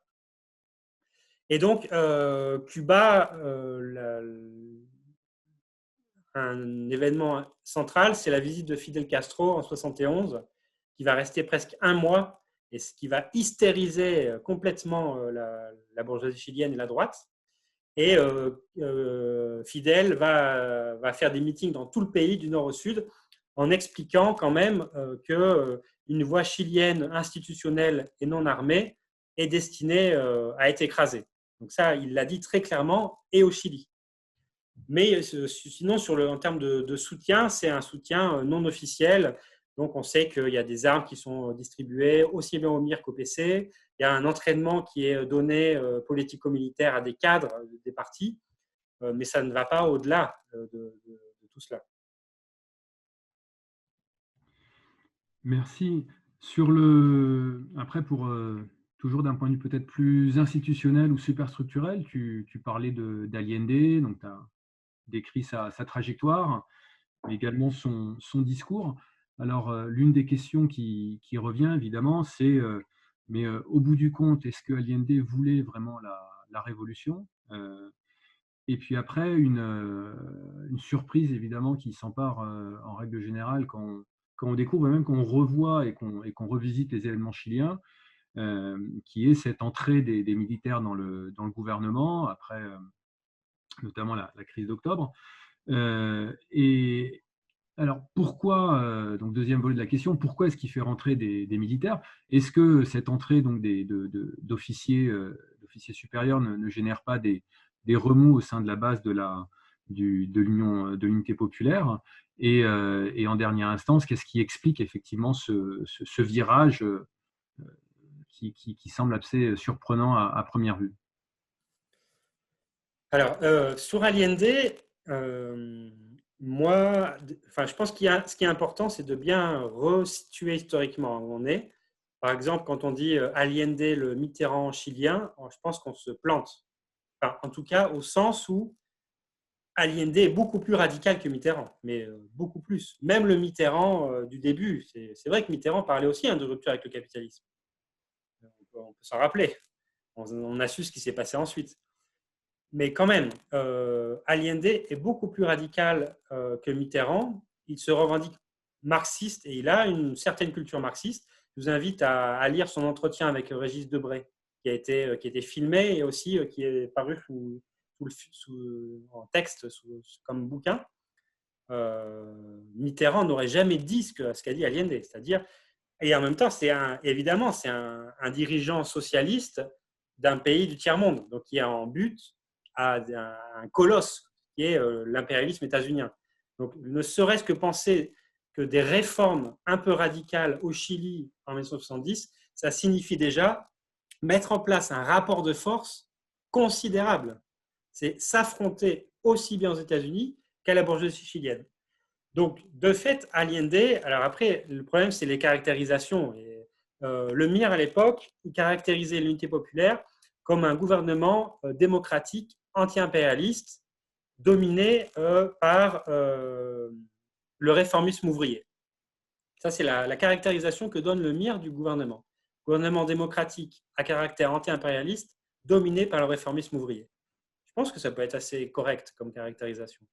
Mais il faut bien voir de quel réformisme ouvrier on parle. C'est ça que je veux dire. Si vous relisez, si vous voyez les discours, les partis pris d'Allende, le fait qu'il arrive à mettre le rapport de force pour exproprier le cuivre, etc., c'est quand même assez avancé. Et en même temps, c'est effectivement une perspective assumée, d'ailleurs, d'une voie institutionnelle, donc par étapes gradualiste, qui se veut révolutionnaire. Le problème, c'est, moi, ce que je dis tout le temps, c'est qui est révolutionnaire? Ceux qui ont fait la révolution. Parce qu'après, tous ceux qui se disent révolutionnaires, mais finalement qui n'ont jamais fait la révolution, on ne peut pas le savoir s'ils sont réellement. C'est ça le problème. Donc, de ce point de vue, Allende se revendique révolutionnaire, mais avec une stratégie réformiste, très clairement, institutionnelle. Ça, c'est vrai. Et justement, ce légalisme d'Allende, eh bien, il se traduit à un moment donné, quand il a des choix stratégiques à faire, mais il le fait du côté de l'État, du maintien des institutions et du maintien des forces armées, et pas du côté du pouvoir populaire et des corps industriels. Et ça, c'est quand même c'est là où l'histoire tranche finalement. Elle tranche brutalement, elle tranche violemment. Et effectivement, à un moment donné, alors on ne peut pas refaire l'histoire, hein, notamment les histoires des révolutions, on peut penser qu'après octobre 72, il y a une occasion perdue de la révolution chilienne. C'est-à-dire, il y a eu un rapport de force, une auto-organisation à la base, le surgissement des corps industriels, et c'était peut-être le moment d'aller beaucoup plus loin, de rompre justement avec ce Parlement qui tenait Allende en plus, et de rompre donc avec les institutions. Y compris, il y avait encore un pas tactique réformiste qui était voulu par Allende, qu'il aurait peut-être pu mener, qu'il n'a pas pu mener, c'était l'appel à l'Assemblée constituante. Il faut rappeler que le coup d'État de 1973, il est avancé au 11 septembre parce que Allende allait faire une annonce quelques jours plus tard qu'il allait dissoudre le Parlement et appeler à élection à l'Assemblée constituante. Et donc, c'est pour ça qu'il y a une anticipation du coup d'État. Donc, il y avait encore même des pas tactiques à faire qui n'ont pas été menés et sous pression, notamment de son aile droite, du PC notamment, Allende fait le choix d'intégrer les militaires à l'appareil d'État un peu plus, à l'appareil, je veux dire, les militaires sont effectivement intégrés à l'appareil d'État, mais à l'exécutif. Et ça signifie des tensions. Les corps industriels défilent et dénoncent Allende en disant Allende a fait le choix des forces armées contre nous, contre la classe ouvrière. Et justement, donc ce contraste qui apparaît clairement sur le... Tu parlais donc de plusieurs actes dans le processus chilien, mais même dès le premier acte, au cours de l'âge d'or, on va dire, tu montrais une photo d'Elec Metal, je crois, où on voit une banderole, donc une banderole syndicale qui dit voilà, travailleurs en ordre de bataille, trabajadores mano firme y à l'attaque, en ordre de bataille et à l'attaque. Donc voilà, c'est-à-dire avec vraiment cette volonté à la fois de se préparer, de résister, mais également de se préparer à l'offensive, hein, d'entrée de jeu. Et ça, c'est très tôt dans le processus. Et en même temps, ce refus constant, systématique d'Allende d'armer la classe ouvrière,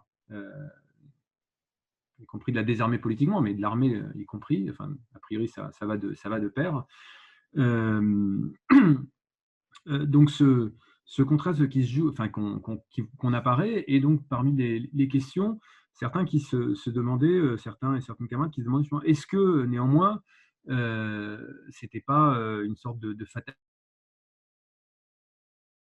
puisque le fait d'armer ou de préparer l'affrontement, c'était pas au bout du compte accélérer le coup d'État qui de toute façon était presque inéluctable. Donc est-ce que tu peux illustrer un peu cette tension justement qui se joue entre une base qui demande d'entrée de jeu très rapidement, en tout cas, ou qui, si ce n'est des armes, en tout cas qui se prépare à l'affrontement et qui le voit dans les faits, dans la réaction de la bourgeoisie et de la droite et de l'extrême droite, hein. Et en même temps un Allende et ses ministres qui sont des plus modérés, qui refusent d'armer, même y compris qui favorisent par l'entrée en vigueur, enfin l'application de cette loi de contrôle sur les armes, justement les perquisitions, les ratissages, etc. Et en même temps, est-ce que fondamentalement, il n'avait pas les mains liées, c'est-à-dire il était impossible de résister puisque le coup d'État était là et se préparer au coup d'État, c'était au contraire l'accélérer. En fait, oui, en tout cas, à 1000 pesos. Hein. Non, mais c'est la question que se sont posées les révolutionnaires chiliens et les militants de gauche à l'époque. La tension qu'il y a eu entre ces deux secteurs de la gauche chilienne. Aujourd'hui, pour reprendre les mots d'un historien chilien, en fait, la gauche s'est retrouvée dans une double incapacité à un moment donné. Une fois que le processus était enclenché et que il y a une hégémonie stratégique, très clairement. Hein. L'hégémonie stratégique, c'est l'unité populaire qui l'a. Elle a engagé la majeure partie de ses forces et du mouvement ouvrier dans une stratégie, disons, institutionnaliste légaliste, avec l'illusion que c'était possible d'aller vers le socialisme dans cette perspective. Une fois que le processus était vraiment engagé, effectivement, il y avait le coup d'État était d'une certaine manière inéluctable, et en tout cas, il apparaît cette double incapacité, laquelle, d'une part, le secteur dit aujourd'hui parfois qualifié de gradualiste ou modéré, réformiste, ou comme vous le voulez, autour du PC, qui veut surtout essayer de calmer le jeu pour consolider les acquis et négocier, y compris avec la démocratie chrétienne. Et de l'autre, cet autre secteur plus radical, dit rupturiste, qui veut accélérer les expropriations, voire qui appelle à distribuer des armes. Ni l'un ni l'autre n'a réussi à dénouer le nœud, finalement. Et Allende, il est complètement, il est plutôt évidemment du côté gradualiste, mais il a les mains liées. Il reste engagé dans ses perspectives. Et d'ailleurs, Allende, il est extrêmement conséquent politiquement, par contre. Je crois que s'il y a un homme politique conséquent politiquement en Amérique latine, c'est Allende, c'est-à-dire sa stratégie légaliste, il va l'assumer jusqu'au bout, c'est-à-dire il va se suicider dans le palais présidentiel au nom de la voie chilienne, alors qu'on lui proposait d'être exfiltré dans un cordon industriel. Non, il va mourir dans le palais présidentiel et en tant que président de la République, pas en tant que militant révolutionnaire avec les ouvriers, on va dire. Mais la gauche révolutionnaire, le MIR notamment, a été incapable de faire dévier le cours de cette stratégie-là. La perspective que donnait le MIR, la perspective critique, si on relit les textes sur plein de points, ils ont raison. Enfin, on peut le dire. C'est-à-dire, ils annonçaient à quel point le coup d'État arrivait, ils annonçaient à quel point l'intégration des forces armées au cabinet conduisait la classe ouvrière à un massacre, etc., etc. Mais en même temps, ils n'ont pas les moyens politiques de ce qu'ils disent, ce qui est d'ailleurs une caractéristique assez commune très souvent à l'extrême gauche, aux anticapitalistes que nous sommes. C'est-à-dire, on peut avoir un diagnostic assez exact, mais souvent, on n'a pas les moyens politiques de ce qu'on le dit. Mais même dans cette période révolutionnaire, c'est le cas. C'est-à-dire, le MIR qui a quand même beaucoup gagné en influence, il ne peut que dénoncer les limites de la gauche et du mouvement ouvrier hégémonique sans avoir de capacité d'influence à une échelle de masse qui aurait pu faire que, par exemple, son idée du MIR, qu'il fallait un travail politique au sein des forces armées, il fallait un travail politique au sein des soldats pour pouvoir affronter le coup d'État. Ben oui. C'est-à-dire que Allende avait 100% raison quand il disait combien d'ouvriers vous me donnez pour affronter un tank, vous qui voulez des armes? Si on le pose comme ça, c'est une aberration, ce n'est pas une équation. La seule manière d'affronter un coup d'État, c'est d'avoir un secteur des forces armées avec toi, c'est-à-dire les soldats, les sous-officiers. C'est la seule manière d'affronter un coup d'État. Ce n'est pas des petits bataillons d'ouvriers armés de fusils qui allaient affronter l'armée chilienne, une armée prussienne hyper organisée depuis le début du XXe siècle. Mais par contre, s'il y a eu un travail politique fait au sein des forces armées, s'il y a eu des bataillons entiers de soldats aux côtés des cordons industriels, là, c'était une autre affaire. Il y a même eu le mythe à l'époque qu'il y avait une colonne, la colonne Prats, donc le général Prats qui était légaliste, qui venait du sud et qui allait écraser Pinochet. Mais non, il n'y a jamais eu de colonne Prats, malheureusement. Alors, une question, puisque tu parlais du MIR, c'est quelque chose qui revenait également, alors à la fois sur des éléments de caractérisation, mais que tu as donné, que tu pourrais peut-être éventuellement développer, mais peut-être aussi et surtout le rapport du MIR au gouvernement. Alors, effectivement, dans ton exposé, en tout cas, il y avait un certain philomirisme, ou en tout cas des éléments d'appréciation de la façon dont le MIR intervient et la justesse de ses positionnements. Mais est-ce que tu peux revenir sur l'ambiguïté quand même de fond que le MIR entretient par rapport au gouvernement? Parce que effectivement le décrire comme un gouvernement démocratique anti-impérialiste sous influence des réformistes, hein, ou voilà, mais pas comme un gouvernement de front populaire, c'est quand même dans un sens ce qu'auraient dit des militants marxistes révolutionnaires de façon assez classique. On en parlait dans le topo, le débat sur juin 36, justement. Ça implique quand même d'avoir une certaine, en tout cas, flexibilité politique par rapport à ce gouvernement, peut-être des expectatives ou des illusions, jusqu'à quel point par rapport au gouvernement d'Allende. Et en même temps, est-ce que la question justement de ce rapport à Allende n'est pas aussi, n'explique pas peut-être le fait qu'ils aient été bridés politiquement par rapport à la façon dont, encore une fois, l'histoire ne se reconstruit pas avec des si, mais on peut en tirer des bilans, en tout cas des éléments de conclusion. Est-ce que justement cette ambiguïté par rapport au gouvernement de l'UP n'a pas entamé la capacité justement du MIR à influencer davantage sur les éléments rupturistes qui étaient des militants dont tu parlais, les militants socialistes notamment, mais communistes, du MAPU, de la gauche chrétienne, des chrétiens révolutionnaires, etc., etc.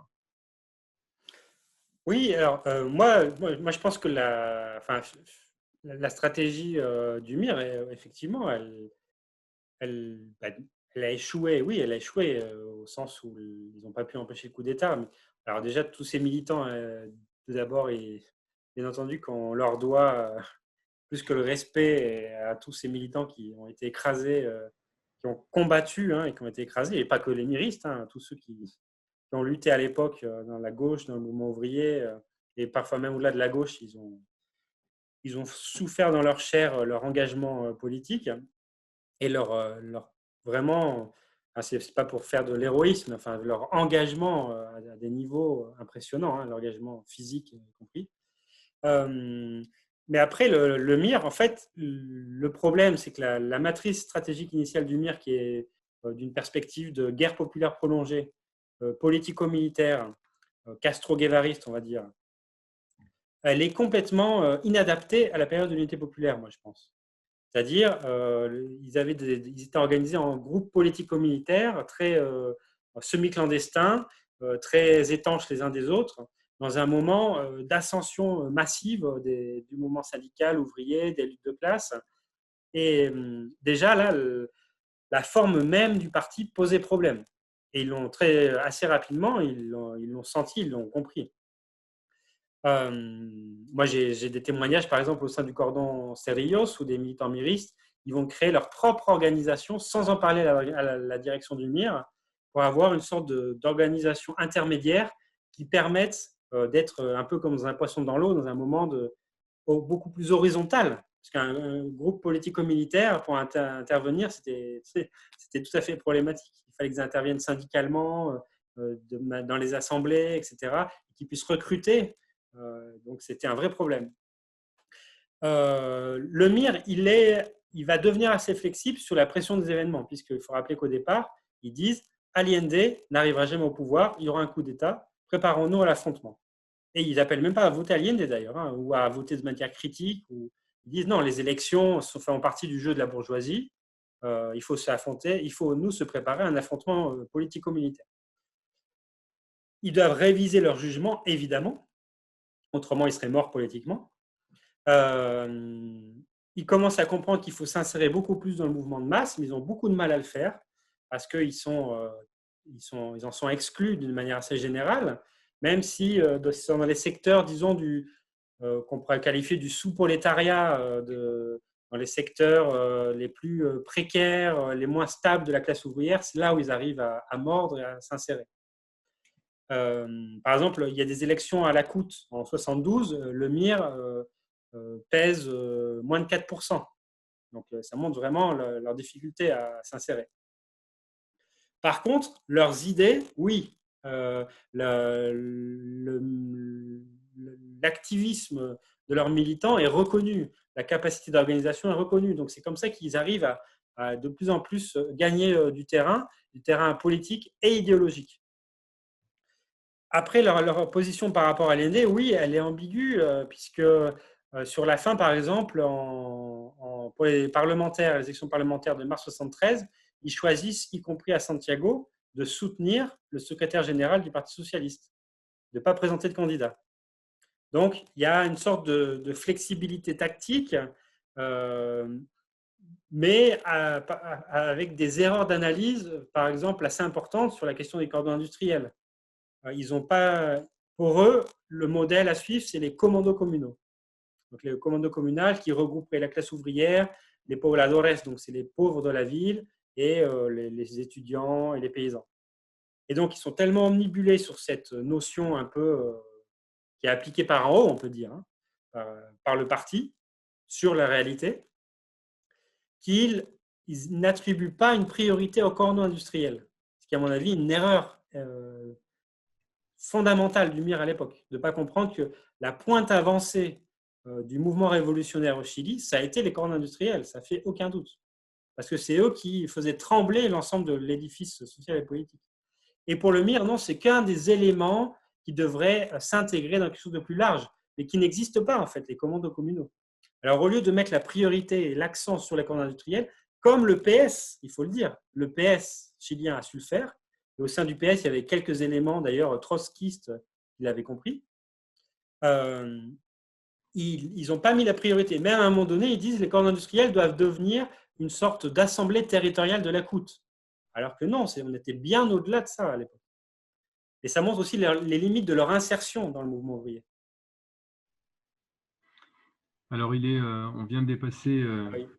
d'une minute l'heure établie, mais je ne sais pas si il y a encore pas mal de camarades, on est 85 là, connectés. Peut-être qu'on peut en prendre encore deux si tu as le temps, Franck, et puis si l'ensemble des participants, des participantes sont d'accord. Hein. Peut-être, oui, disent les plus enthousiastes. Hein. Non, une question sur voilà, toujours sur le processus et puis peut-être sur une ouverture sur la situation actuelle, en lien avec justement l'héritage allendiste. Sur les cordons, une question qui apparaissait justement de définition, d'analogie, jusqu'à quel point justement est-ce qu'on peut dire que les cordons sont des véritables conseils ouvriers, voilà, une sorte de forme chilienne du soviet, jusqu'à quel point c'est une forme complètement développée. Alors c'est quelque chose sur lequel tu as effectivement énormément travaillé, qu'on retrouve donc dans le bouquin donc les 1000 jours, dont je recommande vraiment très fortement la lecture. Ça d'un côté, et toujours dans la même question, est-ce que tu pourrais nous faire une sorte de, alors si ce n'est portrait type, mais en tout cas une sorte pour donner davantage de chair encore à ces cordons, nous donner un peu quelques éléments des militantes et des militants qui les animent, puisque justement à la base, hein, qui sont-ils, quel âge ont-ils, d'où viennent-ils, puisque voilà, il y a un Allende très chevronné, vieux routard de la politique, mais effectivement dans toutes les photos que tu nous as montrées, il y a une jeunesse phénoménale, et puis voilà, en plus de l'espoir qui est présente, voilà, des militants, des militantes qui semblent vraiment d'une autre voilà, extraction et qui ont l'air en tout cas de vouloir aller bien au-delà. Tu l'as dit, mais est-ce que tu pourrais nous en parler davantage? Alors oui, sur la... C'était quoi le but de ta question déjà? Parce que je Non, me rappelle. le début, c'était est-ce que les cordons sont-ils des conseils? Voilà, est-ce que c'est Ah la oui, oui, tout à déclaration fait. chilienne Alors ça, c'est c'est la question pour l'anecdote. Quand j'ai donc commencé ma thèse de doctorat, ça fait un certain nombre d'années, ça fait 22 ans, on va dire, quand je me lançais dans la thèse de doctorat. Moi, très clairement, je me suis intéressé à l'histoire chilienne à cause des cordons industriels, en fait. C'est ça qui m'intéressait. Et moi, quand j'ai commencé ma recherche historique, j'allais chercher des soviets du processus révolutionnaire chilien. C'est ça que je voulais découvrir. Après, comme toujours, la réalité est plus intéressante et parfois moins enthousiasmante. Hein. On peut dire que grâce aux témoignages, aux archives, mais aussi, en fait, c'est assez logique. Hein, si on voit comment s'est déroulé le coup d'État, non, en fait, les cordons industriels, ce sont des embryons, on peut dire. Des embryons d'une auto-organisation ouvrière, d'une coordination à un niveau territorial de syndicat à syndicat, souvent de dirigeant syndical à dirigeant syndical, avec des assemblées Mais moi, ce que je pense au début, c'est qu'il y avait vraiment eu des assemblées de cordons où c'était vraiment des représentants élus à la base, etc. Et ça, très rarement. Très souvent, c'était plutôt des représentants, un ou deux d'entreprises, mais souvent, ça passait par le syndicat lui-même. C'était souvent des dirigeants syndicaux, d'ailleurs, qui se réunissaient. Et disons qu'il n'y a pas le... Enfin, il n'y a pas le soviet au sens révolution russe. Ça, c'est clair. Il y a un embryon de conseil ouvrier qui est plus ou moins avancé suivant les cordons industriels. Les plus avancés, je l'ai dit, c'est Cerrillos et Vicuña Maquena, sans aucun doute. Macul, un petit peu aussi. Il y en a d'autres, ils existent surtout sur le papier, aussi c'est ça qui est difficile. Parce que si on croit ce que dit la presse militante de l'époque, il y avait plus d'une centaine de cordons industriels qui paraissaient très, très structurés. Et en fait, quand on creuse, quand on parle avec les militants à l'époque, parce qu'il y en a de moins en moins, hein, ils sont vieillissants, ils nous disaient, bon, mais c'est que ça faisait partie aussi de notre propagande politique, de mettre ça en avant. Mais en réalité, on avait beaucoup de mal. Parfois, on se réunissait, on était 20 en réunion. Donc voilà, c'est ça les vraies difficultés. La même chose sur le contrôle ouvrier. Il y a eu des formes de contrôle ouvrier réelles, de contrôle de la production, c'est-à-dire de remise en marche de la production de certaines entreprises et usines pendant quelques jours. Mais c'était pendant quelques jours, au moment d'octobre. Il n'y a pas eu d'expérience de contrôle ouvrier sur le long terme. Après, il y a retour vers des formes de cogestion dans le cadre de l'ère sociale mise en place par Allende. Et des expériences super intéressantes d'ailleurs, hein, parce que parfois le diable est dans les détails, mais aussi la ruse est dans les détails. Les ouvriers les plus politisés avaient compris qu'ils pouvaient avoir la majorité des conseils d'administration. Parce que très souvent, les interventores, les personnes nommées par l'État, ils étaient sur plusieurs entreprises, ils n'étaient souvent même pas là. Donc, ils en profitaient pour gagner les majorités des conseils d'administration et faire un peu ce qu'ils voulaient dans l'entreprise, aux grandes dames des cadres, etc. Donc, il y a eu des expériences de dépassement, même à une échelle micro-locale, vraiment intéressantes. Donc, moi, je parle d'embryon de pouvoir populaire constituant. Voilà, c'est ça dont je parle dans ma thèse, c'est-à-dire quelque chose qui surgit par en bas, qui n'était pas prévu par la gauche, mais qui n'atteint pas un stade de conseil ouvrier de type soviète. Alors, qui sont ces militants? C'est avant tout une classe ouvrière jeune, peu encadrée initialement par les grands partis, ou alors qui est OPS, mais qui rompt un peu avec les schémas des PS locaux. Notamment, il y a deux organisations régionales du PS à Santiago, Regional Cordillera par exemple, où là, ils chamboulent tout en fait. Ils sont beaucoup plus radicaux que les directions nationales. Et il y a même, moi j'ai des témoignages où des dirigeants des cordons se font carrément engueuler, alpaguer par Allende en disant mais vous êtes des irresponsables, vous croyez bolcheviques, etc. Donc vraiment, ils chamboulent tout, y compris dans le PS. Donc c'est plutôt des jeunes radicalisés. Certains même passent du PS au MIR. Par exemple, il y a un dirigeant bien connu de l'usine Perlac, qui était un des bastions des corps industriels. Il a dit, bon, mais basta avec les illusions réformistes, moi je vais au MIR. Donc, c'est cette classe-là, plutôt jeune, plutôt précaire, plutôt radicalisée, qui va chambouler un peu les schémas et qui va alimenter cet enthousiasme, disons, de ce qu'un historien, Peter Wynne, appelle la révolution par en bas. Alors, toute dernière question par rapport à l'ouverture que tu proposais, évidemment, puisque on a toutes et tous assisté avec beaucoup d'enthousiasme, justement, avec ce réveil de la jeunesse et du monde du travail au Chili. Tu finissais par cette belle image, la Chile Despertó. Quel est le lien qui est entretenu entre le mouvement actuel? On a compris effectivement qu'il critiquait l'héritage de la dictature, y compris la façon dont cet héritage a été digérée et consolidée par la démocratie et par les partis dits de gauche lorsqu'ils ont été au gouvernement.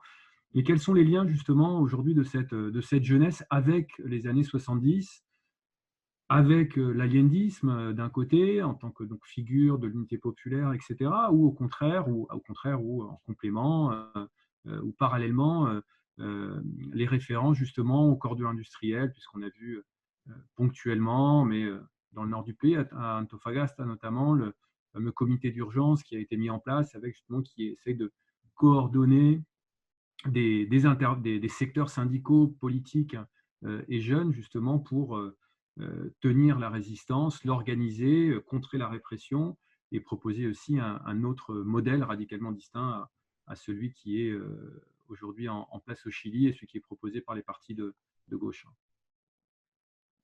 Bon, là, ça mériterait une autre, une autre rencontre, hein, parce que ce qui se passe au Chili, là, depuis octobre 2019, mais depuis en fait plusieurs années, c'est vraiment intéressant. Il y a une ébullition très très forte. Et donc sur les héritages, en fait, oui, en fait, il y a une mémoire, comme le dit, il y a un documentaire là encore de Patricio Guzman qui s'appelle La mémoire obstinée. Et je pense que c'est ça, cette mémoire obstinée. Je crois, si tu peux juste parler un tout petit peu plus, tout comme tu étais tout à l'heure, c'était très bien parce que là, le son en fait est un peu plus voilà, grippé. Là, ça fait Peut-être plus en arrière. encore plus en arrière. Ouais, non, c'est une question de son apparemment. Ah ouais. Bon, peu importe, c'est pas. Je sais pas ce qui se passe. Oui, donc il y a une mémoire obstinée. Patricio Guzman a un documentaire qui s'appelle La mémoire obstinée, justement. Et malgré la rupture, en fait, hein, malgré la terrible rupture, la destruction des luttes, du mouvement ouvrier, ils n'ont pas pu enterrer cette mémoire de la fête révolutionnaire, cette mémoire des corps industriels, cette mémoire d'Allende. Hein. Allende est une figure centrale, notamment du fait de sa mort. En fait, en même temps qu'il se suicide, il rentre dans le panthéon des figures de la gauche américaine. Ça, c'est indéniable. Donc, sur les magnifiques peintures, graphiques, affiches qu'il y a depuis octobre 79, on voit aussi bien Allende, le Che, Miguel Enriquez Jr., des figures comme ça qui sont fortes. Mais il n'y a pas une mémoire, j'allais dire, il n'y a pas une mémoire nostalgique au sens, il ne s'agenouille pas ni devant Miguel Enriquez, ni devant Allende. Il y a vraiment une conscience que c'est une autre époque. Justement, la force de cette génération, c'est déjà qu'ils n'ont pas vécu la dictature. Parce que leurs parents, évidemment, ils ont été brutalisés. C'est une société brutalisée par la dictature. Et pour se relever, déjà, il faut être très, très fort. Mais pour avoir l'idée qu'une perspective radicale de rupture est possible, c'est quasiment impossible. Hein, quand on a vécu des périodes comme ça. Déjà, c'est cette jeunesse qui n'a pas vécu la dictature qui est en train de réinjecter cette mémoire rebelle, en fait. Cette mémoire des corridors industriels, cette mémoire qui dit que oui, c'est possible d'en finir avec le néolibéralisme et qui récupère des formes d'organisation, mais en fait qui ne sont pas toutes les organisations territoriales hein, qu'il y a eu à Antofagasta, mais en fait à Santiago, dans plusieurs autres villes. C'est pas qu'ils ont dit on va faire comme les corps industriels, évidemment. C'est plutôt le produit, la nécessité des luttes. Et après, par contre aussi, il y a un vrai souci, il y a un gros intérêt pour rediscuter cette période-là, avec une conscience que on ne pourra pas repenser stratégiquement des vraies ruptures politiques au Chili sans aussi repenser les 1000 jours de la voie chilienne au socialisme. Mais très très fortement, avec raison à mon avis, cette conscience que l'époque, le contexte est fondamentalement différent. Juste un exemple évident, la classe ouvrière, c'est plus du tout la même, elle est complètement transformée. Déjà, il n'y a plus d'industrie, tout simplement. Il n'y a plus d'industrie au Chili, ça n'existe plus. Donc, c'est une société de services, c'est une société de précarisation et d'endettement individuel, c'est une société totalement néolibéralisée, où on a détruit les syndicats. Il faut reconstruire des syndicats, où la coûte n'a plus rien à voir. C'est une coûte complètement cooptée par les partis institutionnels. Alors à l'époque, on pourrait dire que c'était déjà le cas, mais les partis étaient bien différents. C'est ça aussi. On n'avait pas cette gauche néolibérale qui a une responsabilité fondamentale, fondamentale dans le maintien du modèle hérité de Pinochet. Donc les luttes actuelles, elles doivent rompre avant tout avec cet héritage de la gauche néolibérale.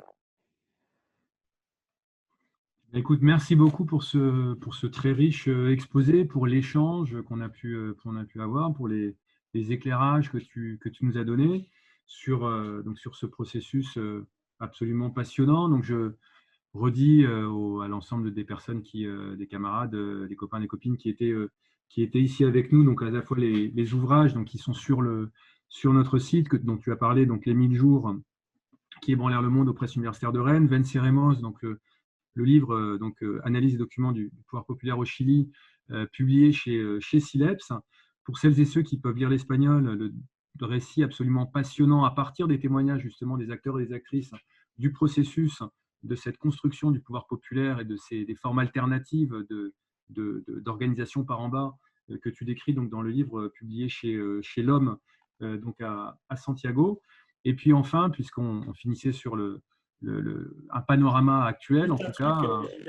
Juste un truc aussi pour ceux qui. Enfin, pour lire en ligne, j'ai quelques papiers aussi qui font des petites synthèses de ce que j'ai dit ici sur Contretemps. Si vous cherchez Contretemps Chili, j'ai 2-3 textes qui reviennent un peu sur tout ça. Entendu. Et puis, donc, la bataille du Chili de Patricio Guzmán, le lien a été envoyé. Et puis, pour réfléchir justement à cet héritage et à ces gouvernements, donc certains sociolibéraux, néolibéraux, d'autres plus à gauche, tu parlais de Chavez au début, avec cette comparaison avec Allende. Également, un ouvrage qui vient d'être publié, que tu as écrit avec Jeffrey Weber et Massimo Mononessi, Fin de partie, sur les expériences progressistes en Amérique latine, 98-2019, qui a été publié et qui donne aussi des outils pour comprendre ce qui a pu jouer, des limites de ces processus, la façon dont cette gauche latino-américaine aussi s'est profilée, s'est projetée sur le devant de la scène politique et un certain nombre justement d'erreurs, de contradictions qui ont pu surgir et la façon dont le mouvement social aujourd'hui, en tout cas, rebondit en dépit de cette expérience, enfin, de cette parenthèse qui n'en est pas une, mais extrêmement riche qu'on a pu voir au cours des années 2000. Et dernier rendez-vous donc pour vous toutes et tous. Donc dimanche, le live à partir de 16h, je crois, les camarades me diront si je me trompe, avec donc les militantes et les militants de Left Voice aux États-Unis, notamment Julia Wallace de la côte ouest, sur la mobilisation contre les violences policières, le racisme structurel et l'ensemble du système tel qu'il est en train de mobilisation qui continue à prendre corps aux États-Unis. 18h, me disent les camarades ici. Le 11, donc une table ronde avec Ludivine Bantini et Mathilde Larère pour clore un peu ce cycle Histoire des révolutions. Et puis, un dernier rendez-vous le 16 avec Daniel Akobé sur justement la question du parti, puisque là, il a été question effectivement de partis, de différents partis, de stratégie de parti, de préparation aussi, donc le parti chez Lénine, ou justement la façon dont on voit la question à la fois de la préparation et de l'auto-organisation comme les deux moments clés justement pour ne pas perdre justement le train des situations révolutionnaires dont tu parlais dans le cas d'octobre 72. Voilà. Et puis les deux rendez-vous pour Ahmed et pour Eric. Donc mardi j'ai plus la date exactement en tête, mais les camarades vont l'écrire. Tac, tac, tac. Pour Ahmed, donc à la Chambaudy, c'est, je crois, mercredi 10 et le 16 pour Eric à Gare Saint-Lazare, donc avant la mobilisation des personnels de la santé. Merci à toutes et à tous. Un grand merci à Franck. Et comme tu finissais ta vidéo la dernière fois d'invitation, venceremos. Merci. Merci à vous.